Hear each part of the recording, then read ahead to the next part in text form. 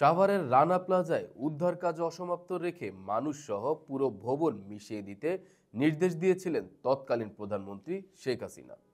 তাজরিন ফ্যাশনে পুড়ে যাওয়া মরদেহ পুলিশের মাধ্যমে গুম করানোর নির্দেশও দিয়েছিলেন তিনি। এই দাবি ওই সময়ে নবম পদাতিক ডিভিশনে জিওসি থাকা অবসরপ্রাপ্ত lieutenant general Chowdhury Hasan sir সরওয়ার্দীর।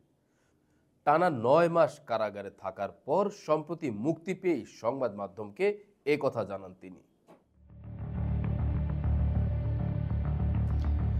11 বছর আগে ভয়ঙ্কর একদিন 24 এপ্রিল।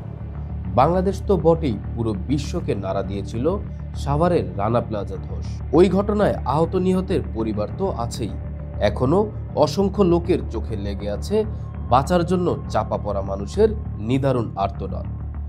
এক ফোঁটা পানি কিংবা একটু অক্সিজেনের জন্য সেই কাকতি কানে বাজে এখনো।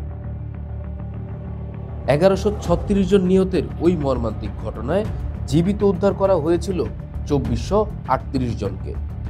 উদ্ধার কাজে সার্বিক তদারকির দায়িত্বে ছিল সেনাবাহিনীর নবম পদাতিক ডিভিশন, যার প্রধান ছিলেন সাভারের জেনারেল অফিসার কমান্ডিং বা জিওসি তৎকালীন মেজর জেনারেল চৌধুরী হাসান সরওয়ার্দী। 2023 সালের অক্টোবর থেকে কারাগারে থাকা সাবেক এই এসএসএফ প্রধান মুক্তি পান গত 6 আগস্ট। তার দাবি, রানা প্লাজা নিহতের সংখ্যা কম দেখাতে নির্দেশ দিয়েছিলেন সাবেক প্রধানমন্ত্রী শেখ হাসিনা। রানা প্লাজা থেকে 17 দিন পর জীবিত উদ্ধার হন রেশমা। ঘটনাটি সম্পর্কে সন্দেহ অনেকের। উদ্ধার করার সময় এক পর্যায়ে প্রধানমন্ত্রী আমাকে নির্দেশ দিলেন যে অনেক তো উদ্ধার হলো, এবার চাপা দিয়ে দাও এবং এই কাজটা বন্ধ করা যায় কিনা।